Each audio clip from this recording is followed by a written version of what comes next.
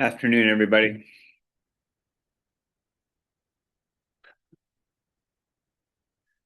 Hope you're all doing well. Um, we'll continue with Charlotte Perkins Gilman today, thinking about women, gender, economics, the family, those sorts of issues that we started with on Monday. Obviously, there'll be no class next week due to the holiday, and we'll pick up again on the following Monday, and we will be spending the last 2 weeks of class talking about W.E.B. Du Bois. Well, I'm very excited to talk to you about. A lot of things that Du Bois has to say are things that we have not really touched on a lot in this class with regard to like the sociology of race. Um, and so that's not something that a lot of the European theorists that we've been studying have had much to say about. So we will be doing that when we come back from Thanksgiving. Let me go to the screen share here and pull up the perusal with regard to Charlotte Perkins Gilman. There are a couple of things that I wanted to make sure to emphasize as we get started. A little bit of recapitulation from what we did on Monday. And I just wanted to make basically two key points to start with. One is that Charlotte Perkins Gilman is fundamentally concerned with issues of women and work, and particularly as they relate to gender and family and social reproduction. We started with this quote here, remember, about how the labor of women in the house enables men to produce more than they otherwise could. And in this way, women are economic factors in the society. So I want you to think of this as an expansion of Marx's idea about the labor theory of value and the idea that capitalism is this inherently exploitative system in which workers are not paid the full value of what they create at work. And that basically, like, workers are paid only enough to get up and work the next day, a basic standard of living or a minimal standard of living that enables social reproduction. It enables people to live and reproduce, but um, otherwise to just sort of barely eke out their existence while at the same time they're producing this greater value, this thing that Marx calls surplus value, that is being appropriated, basically stolen by the capitalist class, and that exploitation, that appropriation of surplus value, is the basis for profit.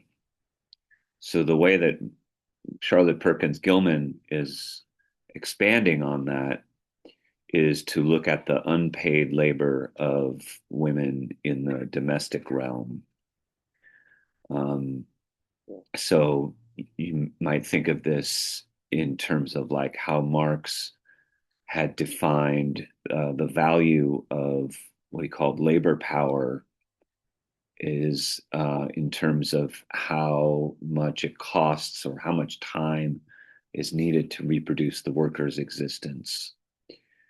That's what he said was basically the value of labor power was equivalent to the amount of time that's necessary or the amount of money that's necessary for social reproduction. And Charlotte Perkins Gilman is adding to that by saying that, like, the unpaid labor that women do contributes to lowering the amount of value or the amount of time that's necessary for the worker to reproduce their existence. So, in other words, um, women are the sort of like the free labor that women do in the household is a kind of subsidy to the capitalist system and allows, as this quote suggests, um, people, men, to produce more than they otherwise would if they had to be responsible for also, cleaning and cooking and, childcare and all these domestic chores. Then basically men would be less productive in the economy. And so, therefore, the conclusion that she draws is that women are economic factors in the society, even if they are not paid to be. So, I thought we had a good discussion kind of going about this in the chat or on the perusal. Again, I'm thankful for those of you who weighed in with your experiences, that were able to make a connection on a like personal level with what Gilman was saying, way back in 1898 about, so-called what, today we call stay-at-home mothers. But back then, it didn't even, it almost like it didn't need the qualifier, stay at home. It was almost like that was just assumed. Um, it's only because women have entered the workforce in such greater numbers over the course of the 20th century and now into the 21st century that the idea of like a stay-at-home mother is even a necessary qualification, because before it was just kind of assumed. It was taken for granted. So again, thank you to those of you who chimed in here with your experiences and your perspectives. It really, I think, added to the quality of the conversation.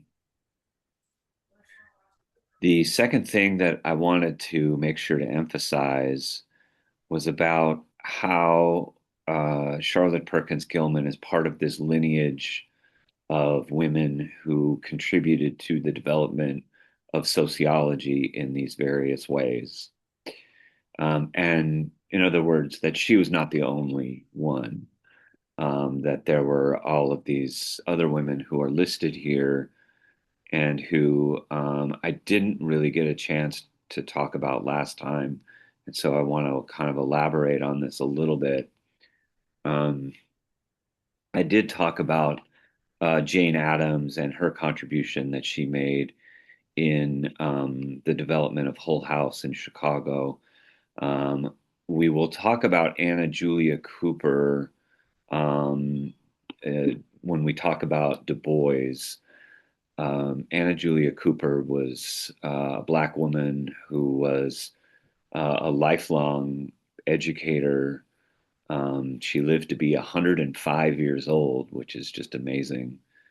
And she spent the majority of that life as a teacher.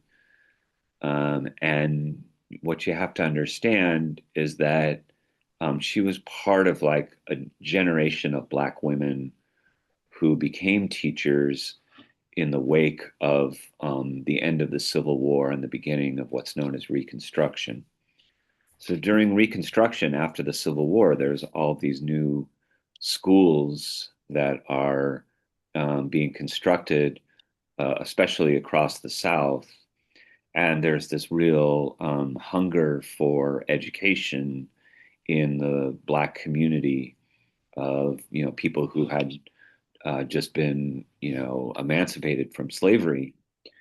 And so there's a real thirst for education, for literacy and knowledge, because it had been denied to Black people, like forcibly denied. It was something that people could be severely punished for, uh, even, lynched or killed or whipped, just for trying to learn, just for trying to learn how to read and write, for example. And so Anna Julia Cooper is part of like this generation of women that set up schools and helped teach across the South, and played an important role in this kind of educational movement. And then she went on and wrote this book called A View from the South, which talked about her perspective as a Black woman, and the way in which like kind of racism and sexism, as we would say today, like intersect. So Anna Julia Cooper is kind of like a forerunner of what today is called intersectional theory, which says that you have to understand racism and sexism together, as like in the life of a Black woman, for example, as something that's not separable. So Anna Julia Cooper kind of anticipates a lot of what comes later with people like Angela Davis and Patricia Hill Collins, and the whole idea of like critical race theory that comes from Kimberly Crenshaw. These generations of Black women have played a really important role in developing a certain kind of sociology, and Anna Julia Cooper was kind of the first among them. Go ahead, Precious. I see you have your hand raised. Yeah, I was just wondering because you were talking about the struggles of a Black woman, and it brought to mind this theory. I don't know. I think it might be Weber, but I'm not Weber. Du Bois, but Mm-hmm. it was about just the hurdles that a Black woman must go through, like at a workplace, for instance. She's not a white man, she's not a Black man, but she's also not a white woman. So she stands in this category of her own with her own personal traumas and hurdles that she has to go through. But I was just wondering, do you know what theorist I'm talking about? I'm not sure what particular theorist you're talking about, but a number of people have articulated that in different, kind of ways, and in related sorts of ways, that like that you have to, that, for example, a lot of sociology, has done the perspective of like, looking at racism and looking at race relations, but in a way that kind of takes for granted as like the male like the experience of Black men, and likewise, when uh, we look at like sort of gender relations, if it's often assumed that we're talking about like white women, and so the perspective of that's called like intersectionality, or an intersectional kind of approach. Yes, that's it. Yeah, like so that's basically like, and I don't really know who owns that, or who can really be said to have originated that. There's a woman by the name of Kimberly Crenshaw, who is a UCLA legal scholar, who really like coined the term intersectionalism. And then there's another Black woman who's a sociologist by the name of Patricia Hill Collins, who developed this idea, like in the early 90s.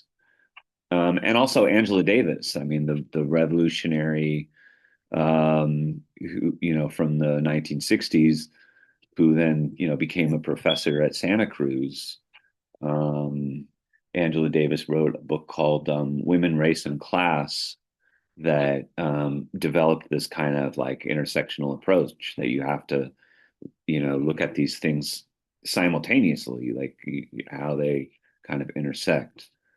And Um, and I wonder, do would this intersectionality of being a Black woman somehow cross over into Du Bois' idea of double consciousness? yeah, that's a really good question. We'll talk about double consciousness more when we come back from the break and we're talking about Du Bois, but very briefly, for those of you maybe who are new to the concept, the idea of double consciousness is like how we kind of as people we see ourselves as we are, and then we see ourselves also as other people see us.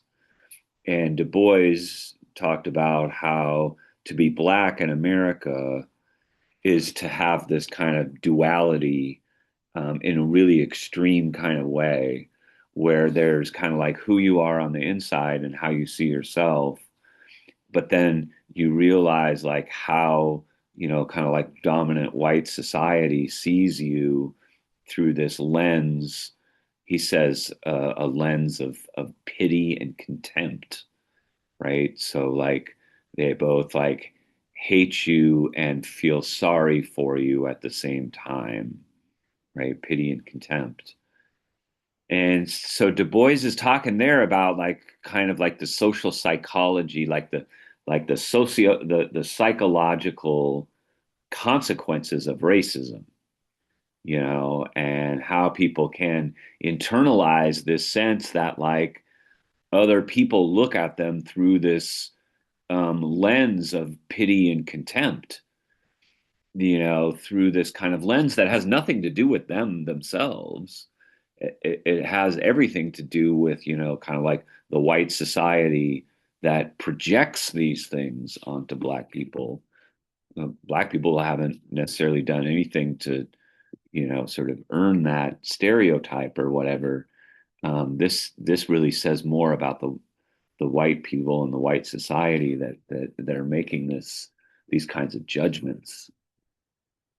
Um, I would say too that like an intersectional approach doesn't only apply to like people who are on the oppressed side of the spectrum. It's kind of like the idea is that we all have to have a kind of an intersectional approach.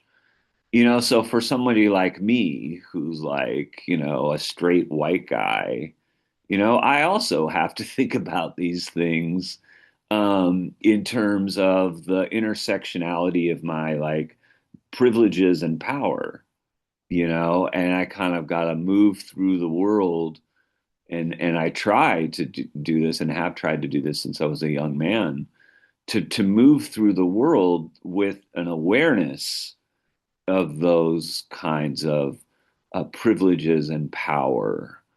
And so it's kind of like, we all need to be intersectional. We all need to have that kind of social awareness, that about the multiple ways in which, our um, inequalities and hierarchies of this society shape our lives as individuals, like no matter what side of the fence we're kind of born onto. And obviously, like none of us get like a choice about what side we're born into, but then it's incumbent upon us to then take an awareness of, the way that the world is, and the way that society categorizes people, that is incumbent upon all of us, no matter, the degree of our privilege or the degree of our oppression and marginalization. Um, And Professor, you I have a question just for clarification because I'm trying to understand like when you say privilege, I understand the extent of the privilege and I understand that, no one has a choice as into which nationality they're born into, but for me, I have a hard time understanding how do you bask in the privilege of your ethnicity on a day-to-day basis without having to encounter the obstacles as minorities or blacks, and at the same time say I'm fully aware of what's going on and I'm empathetic to others' situation. How do you how do you navigate through life with that empathy but still that privilege? Because it's like they're Mhm. contradicting of one another, but I'm trying to understand. Like, am I making sense? Yeah, no, you're making perfect Okay. sense. And that's a great question because, as your question sort of indicates, um, to be privileged is in some ways to be like certain kinds of oppression are like invisible to you because like you don't experience them.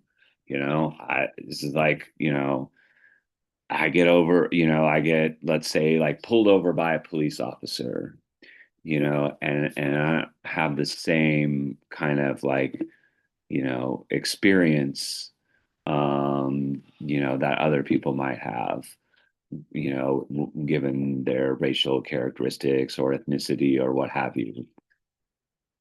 So that's sort of like one example.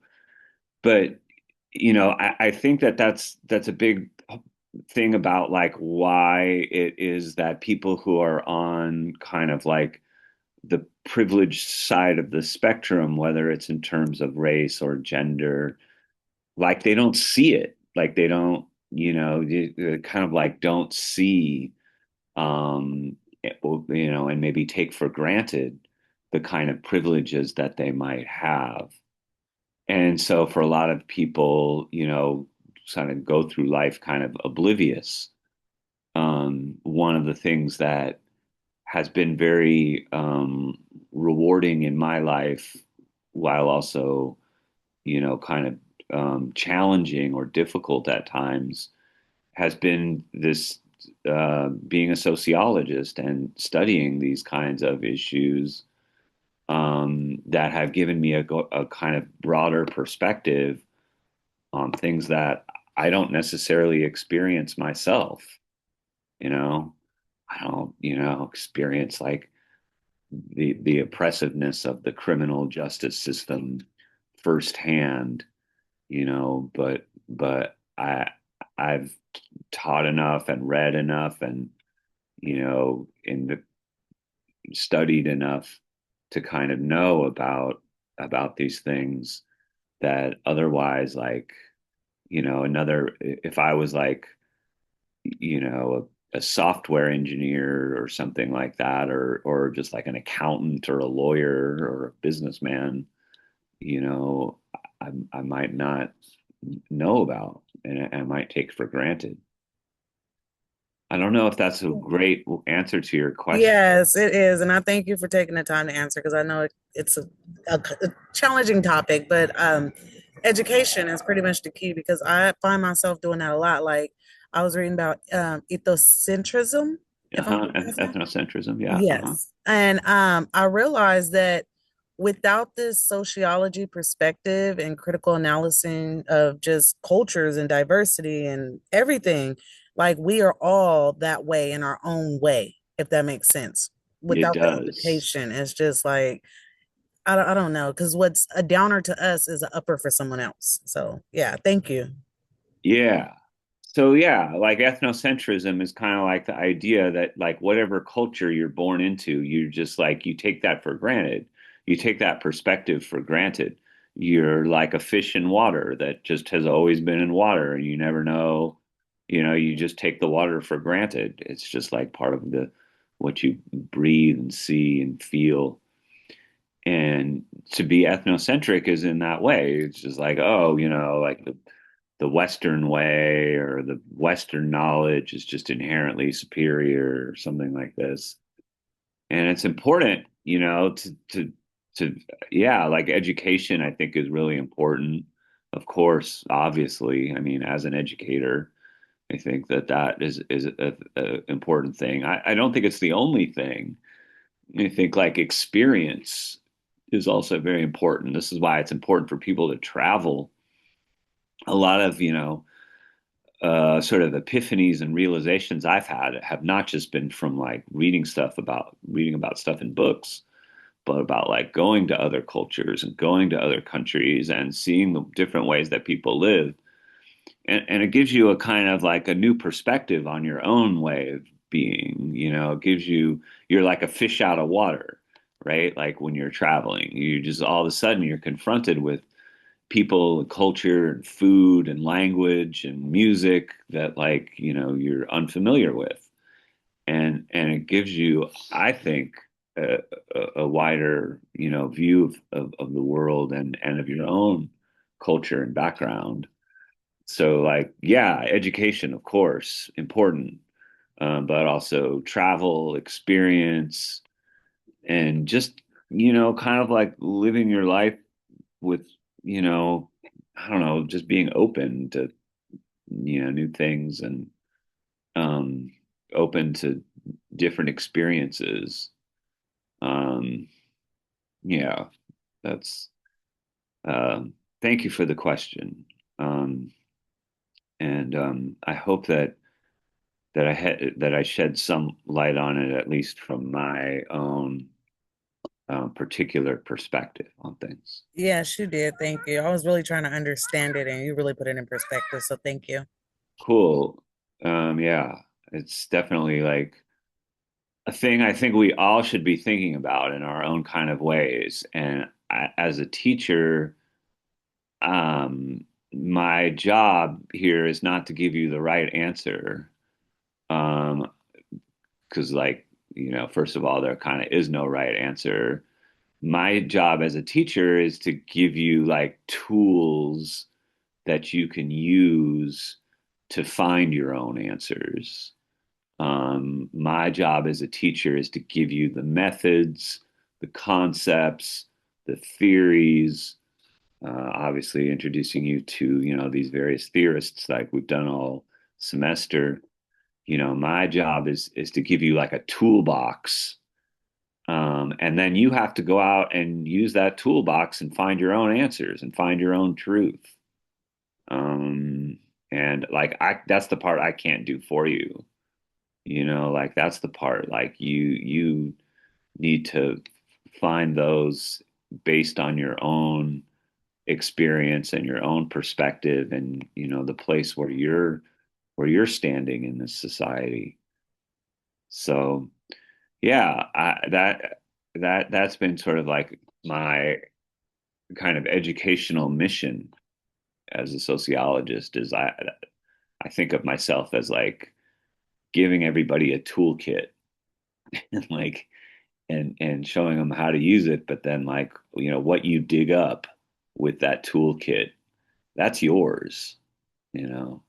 And I think that's just so powerful, um, as education, as opposed to like like teaching people the right answer, like that they memorize on a flashcard or something like that. Like that to me is not really education. That's just like you're memorizing stuff. And in this world, it's like we don't need that kind of thing anymore. You can just like Google it. Like if you just want the right answer to something, like when did this battle happen, or how much is this times that, like you could just Google that now. um, and then like AI will, obviously obliterate that. But these questions about like how to find your truth and how to find your perspective and like, what does privilege look like in your life, or, what does lack of privilege look like in your life? Man, that's all. There's no AI answer for that. That's like a thing you got to do. And I feel like that's what kind of makes this knowledge so special. It's what makes sociology to me such a special form of knowledge.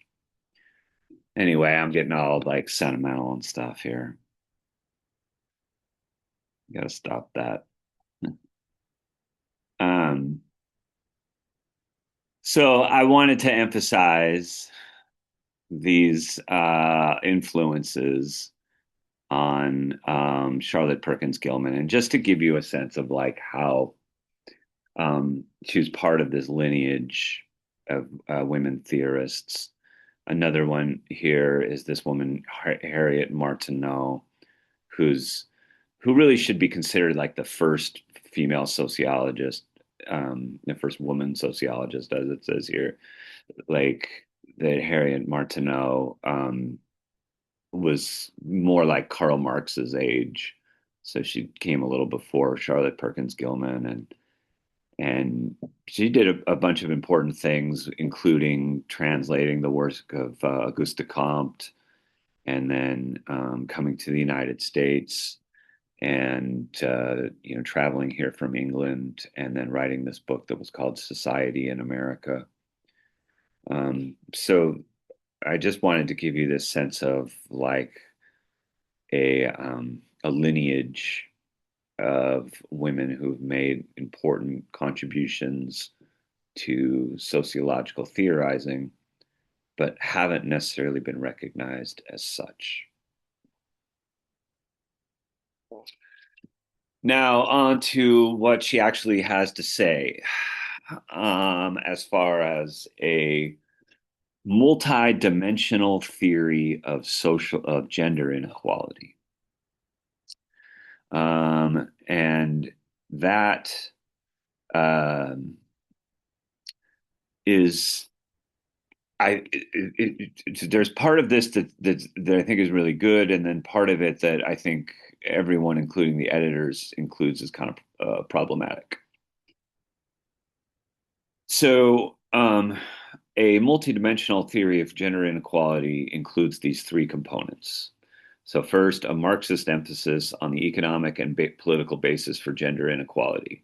So, we've already kind of mentioned that at the onset of my remarks. How there's this kind of like gender inequality is not just simply the result of natural biological differences between men and women, that it also has a basis in economics and politics, and it's socially constructed.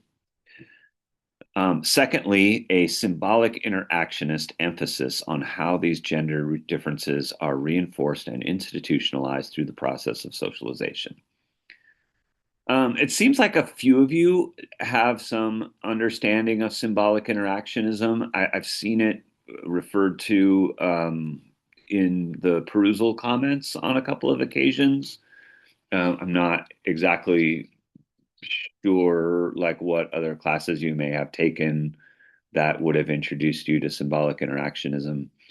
But briefly, what symbolic interactionism is a sort of like a study of how people create meaning in their everyday interactions, whether it's by the conversations that they have or the way that they are dressed and, kind of perform a certain sort of social role. It's symbolic interactionism is what they call a micro sociology. It's like the study of everyday life. It's the study of social interactions in a face to face, day to day kind of way. And so that's the micro part of the micro sociology. It looks at the little stuff, the little everyday things that we do, as opposed to the big picture of, economic and political systems, governments and capitalism and all that sort of thing. Most of what we have studied this semester has been macro sociology. Marx is definitely a macro sociologist. Durkheim is definitely a macro sociologist. Weber, for the most part, is a macro sociologist, but he is interested in social forms of action, why people take certain kinds of actions. And I guess that is more applicable to micro sociology. But micro sociology really finds its best theorizing in what's called symbolic interactionism. And that doesn't really, symbolic interactionism really doesn't start to take off as a theory until the 20th century. until like maybe the 1920s, 30s, and 40s. And that's why we don't really incorporate that. It's not usually incorporated into classical social theory. It's usually more in contemporary social theory. If you're to take a contemporary theory class, you'll definitely encounter symbolic interactions. So, but basically, like, what Gilman contributes to this is the idea that the inequalities between men and women are not just like the result of economic and political structures. They're also the basis of the everyday kind of interactions, what we might call like microaggressions. I don't know if people use that term as much as they did maybe 7 or 8 years ago. But like, microaggressions are kind of like the little like power plays that happen between people on a day-to-day basis.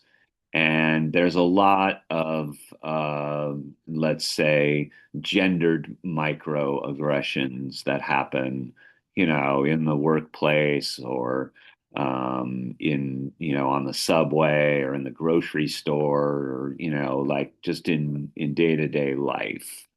And certainly within the family and domestic partnerships and such. And then she has a third dimension to this that is the kind of the problematic one, which is a sociobiological emphasis on the evolutionary advantages or roots of gender differences. Now we will see that this leads her, this emphasis on biology or natural differences will eventually lead Charlotte Perkins Gilman into a kind of gender essentialism, but even more problematically into a kind of like social Darwinist kind of racism. And this is the part of the sort of the stain on Charlotte Perkins Gilman's legacy as a sociologist. So we'll get to that by the end of today's class. Um, so this first sort of thing summarizes here um, Marx's influence on Gilman. This in terms of seeing domestic labor within the family as inherently exploitative. So as I've already said here today and in the last class, you should think about Gilman's economic theory as an extension of Marx's. Marx didn't really go into the question of domestic labor and women and social reproduction, but a whole host of feminist theorists have done so since. So they have kind of shown that Marx, even though Marx himself didn't really take up these issues of gender, his ideas can still be extended and applied to the condition of women in society. So that is what is being sort of suggested there. And then here we see some account of the symbolic interactionist theory of gender and how this influenced Gilman, how in many ways she contributed to what we know as today as a symbolic interactionist theory of gender. And that is sort of the idea, the basic idea of like a symbolic theory, interactionist theory of gender is that gender is not something that we are, it's something that we do. That gender, in other words, is a kind of performance.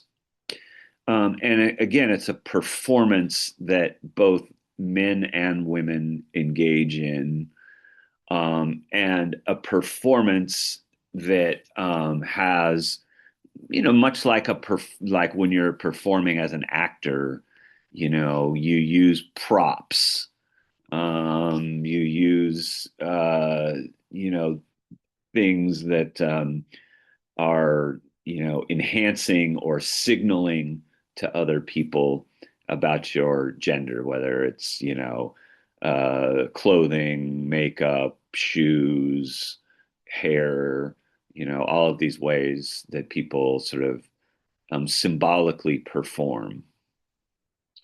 And it's also something that's, like encoded in all sorts of ways in everyday life. The way in which we, kind of perform things, you could again also think of it as like that there's like a script. If you want to carry on the kind of acting metaphor, that the gender has like a certain kind of script, a role that you're supposed to play in the same way that actors and actresses play roles. There's expectations about how this role is to be performed. And so this is what is being talked about here, that one of the very first things that children are conscious of are about have to do with gender. A lot of that is expressed in the different ways that they are dressed.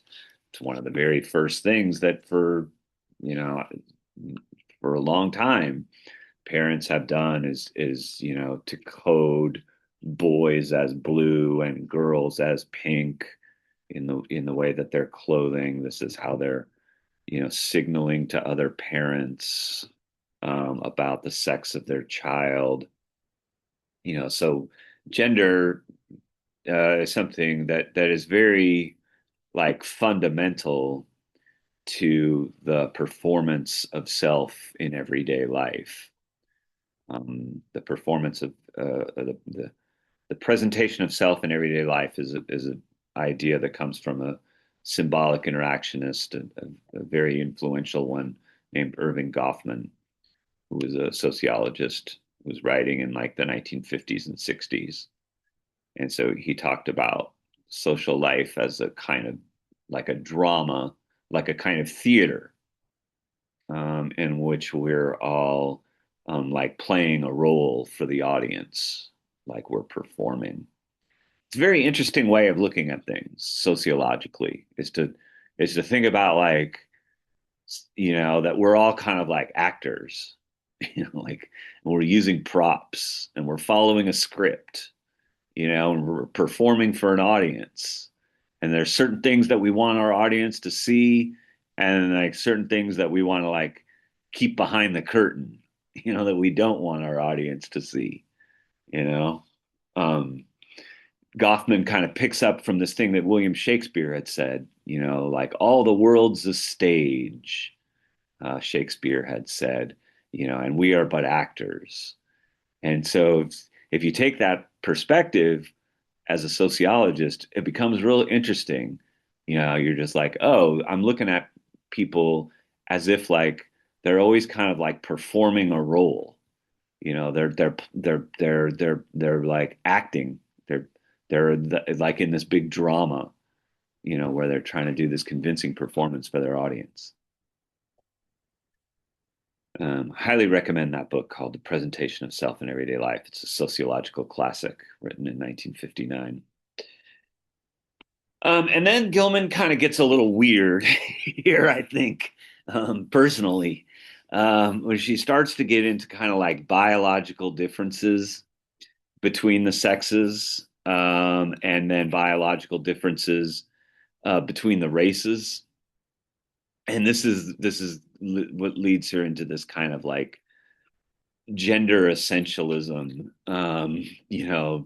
There was a book a number of years ago called I might be getting the title of it wrong, but it was called like "Women Are from Venus and Men Are from Mars." I think that was the name of it. Yeah, that But sounds right. isn't that right, Jill? Do you remember this Yeah, book? I did not read it, but yes, that's what it is. Because I think there's like kids' rhymes on playgrounds about it.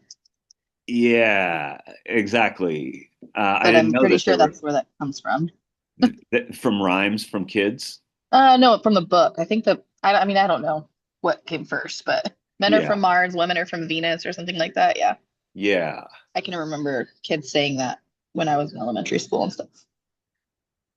Yeah, so it's like this idea that there are just these essential differences between men and women that are almost like naturally based or biologically based, that we just have totally different ways of thinking, feeling, this kind of thing.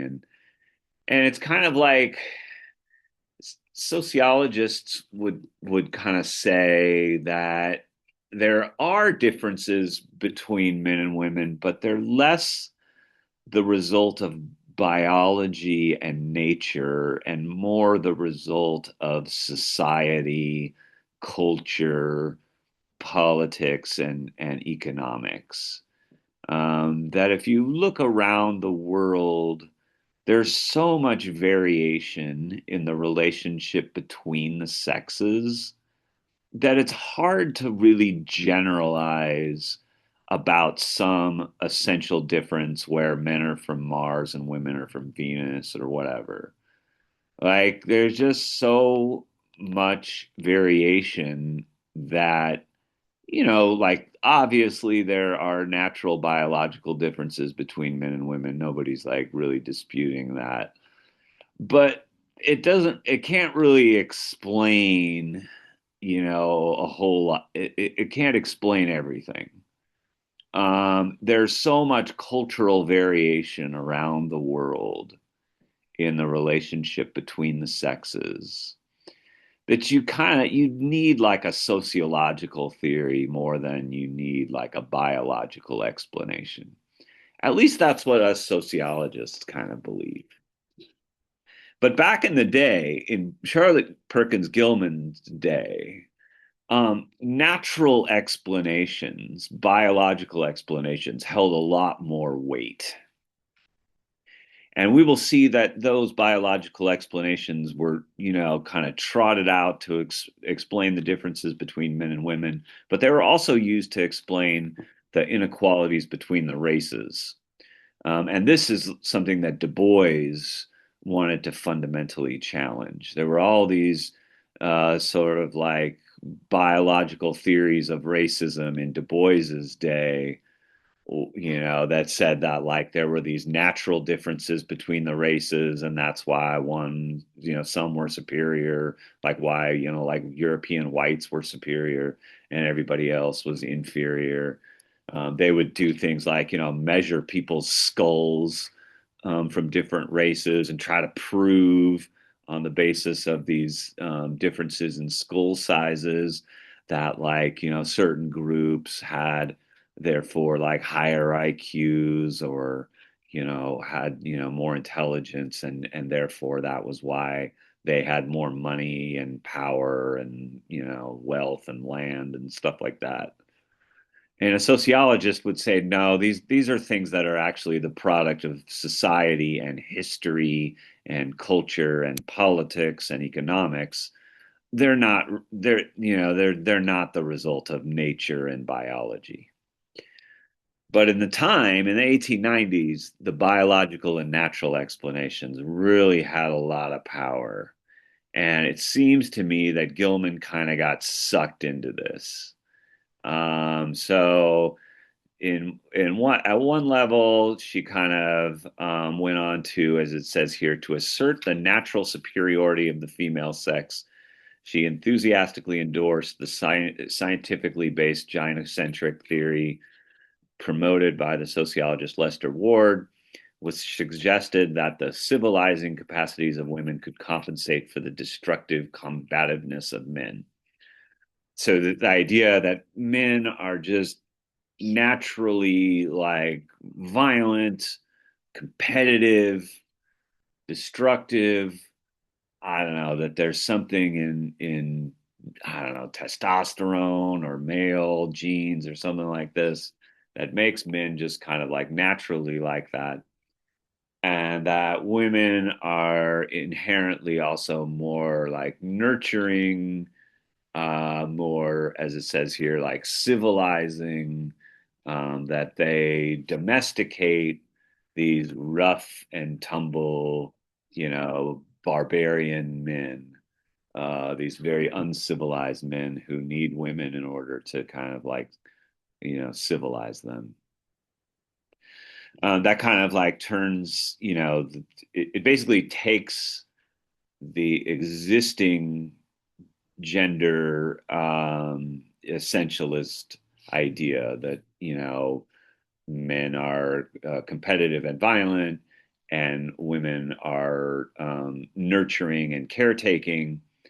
And it kind of like takes that argument and kind of like flips it on its head and says, so therefore, like, women are the real superior sex here, because they're the nurturing and caretaking ones.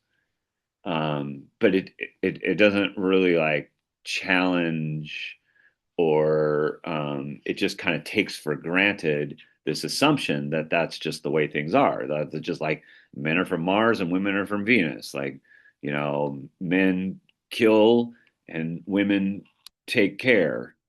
Um, it just kind of assumes that that's just true in all instances, everywhere in the world, throughout history, in every culture, and that that's the result of like just biological differences between the sexes. Now, where it gets a little like kind of weirder is when she then sort of applies these biological arguments to race. And so here, it talks about that, where the editors are speaking here. The editors say contemporary neuroscientists, geneticists, evolutionary psychologists, and others are breathing new life into some of the same gender differences that Gilman noted more than a century ago. So this is talking about, like basically like the whole sort of like nature versus nurture debate. Um, and in many ways, as it says, like it's kind of like we're past that now, like, and Gilman's ideas about this are kind of like retrograde and have been like, pretty much like dismissed. Um, it's not that people don't recognize biological or natural differences. It's just that we've kind of gone beyond this old paradigm of like nature versus nurture. And then it says, like, far more problematic than our biological arguments about gender were Gilman's biological arguments about race. So, as I said, this is kind of where it gets kind of weird. Um, and so here it draws on these social Darwinist theories of the survival of the fittest. As we have talked about earlier in the class, this is associated with this guy, Herbert Spencer, whose grave is across from Marx's, but also on common sense notions of manifest destiny and white man's burden that were dominant in her day.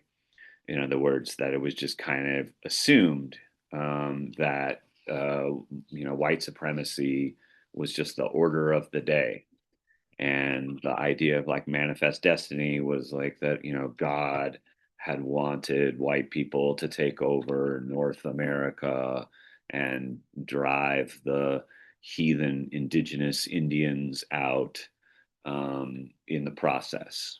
And so that sort of justified, among other things, America's war against Mexico, and the United States taking like basically half of Mexico, um, including where we sit here in California to this day.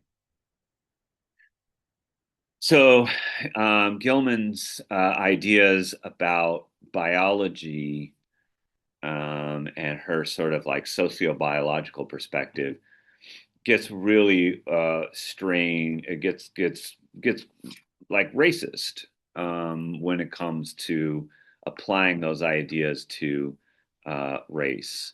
And so here it's, talks about this with regard to her ignoring uh, Black women, this goes back to our earlier conversation today about the need for an intersectional approach that can take race and gender into account simultaneously, as Black feminist sociologists like Anna Julia Cooper were doing at the time. This need to understand women not as just like this singular homogenous category, but as women in terms of the way that people are also shaped by their racial and ethnic experiences, instead of just assuming that the condition of all women is the same as the condition of white women like Charlotte Perkins Gilman. So we need a more complicated intersectionalist approach that can bring race and gender into play at the same time. Um, this, of course, is the way that the editors have been laying out. All of these different theorists have been, according to this kind of map about where they fit on the difference between non-rational and rational forms of explanation, and on individual and collective forms of explanation. So, as with many of the others, Gilman, somewhere down here around Marx, in terms of emphasizing collective explanations that assume a certain kind of that people are kind of more rational actors. And I wanted to make sure before we got to the end of class to talk about her metaphor of the corset, because this is a metaphor that she uses to explain how society can constrain individuals. And in this case of the corset, it's like literally like a restraint, a physical restraint. And that takes us back to Durkheim, Durkheim's idea of like the social fact. Social facts are these things that constrain individual lives, that restrain individuals, and shape people's lives in the process. But it also, and I think the real power in this metaphor comes from the fact that it explains like how people can also get used to oppression. They can come to accept oppression in the same way that like a woman can get used to a corset, where it no longer feels, like you can't breathe. It no longer feels like, you can, like you're being restrained physically. Um, you just kind of get used to it. And I think that Gilman's saying that that's kind of the scary part, is that humans are malleable or adjustable in certain ways where they can survive and even come to accept certain kinds of oppression as if they were normal and natural, instead of like chafing up against them. So that's the sort of the power of the metaphor. And they quote her here as saying, the person habitually wearing a corset does not feel these evils. They exist, assuredly. The facts are there. The body is not deceived, but the nerves have become accustomed to these disagreeable sensations and no longer respond to them. So this is like about how like this is a metaphor for like how we can kind of get used to oppression and come to accept it and like adjust to it. They go on, Gilman goes on and says, the person does not feel it. In fact, the wearer becomes so used to the sensations that when they are removed with the corset, there is a distinct loss, a sense of loss and discomfort.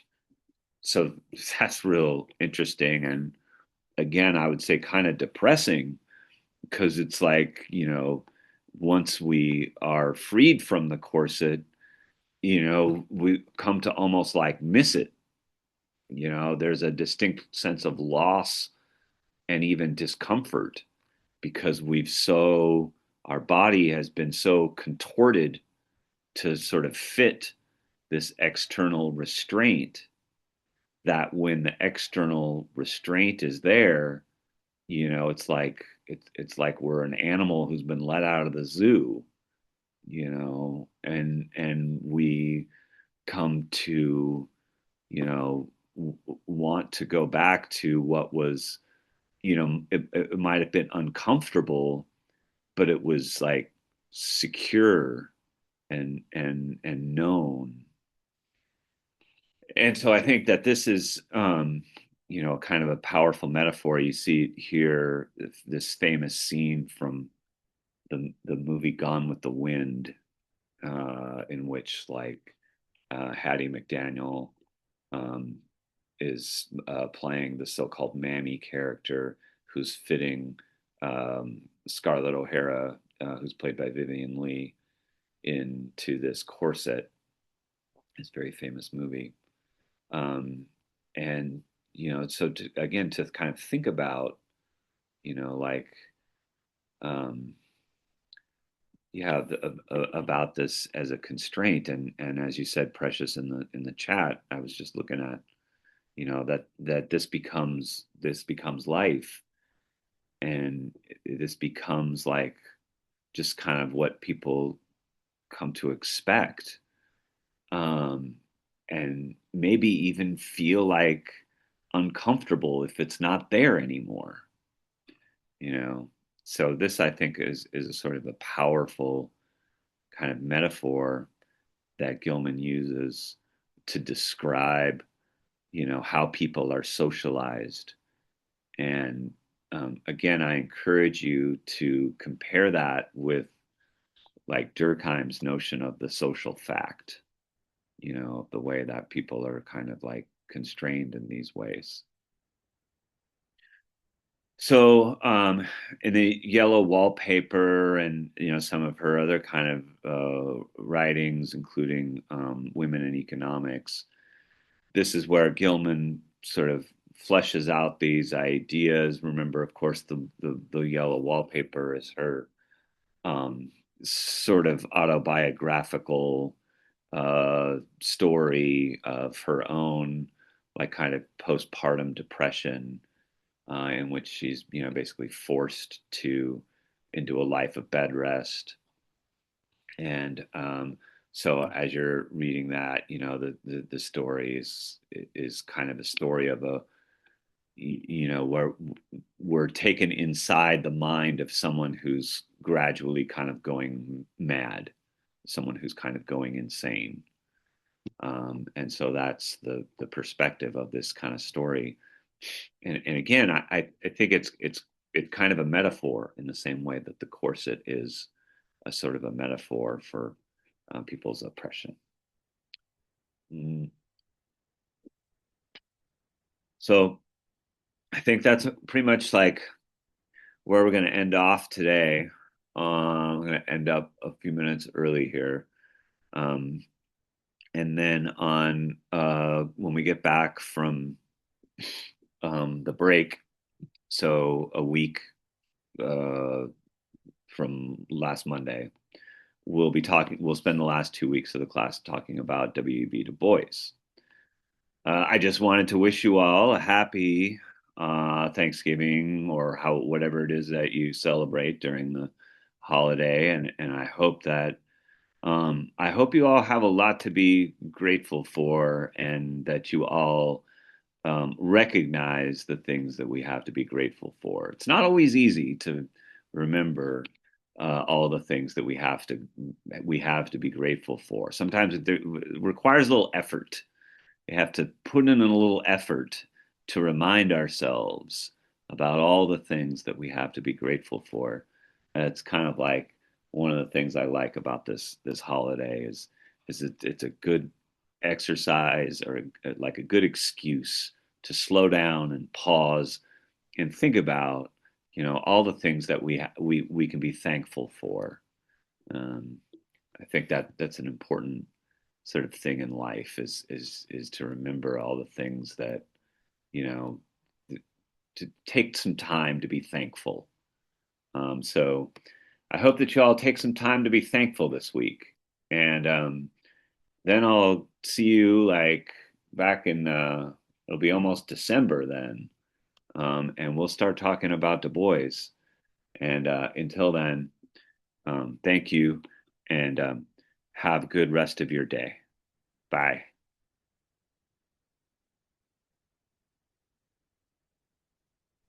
Hi, Professor. I was late again today. I'm sorry. I That's sent you a okay, Karina. message. That's okay, Karina.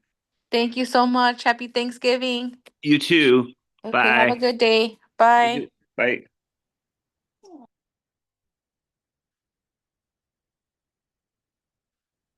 Okay, stop.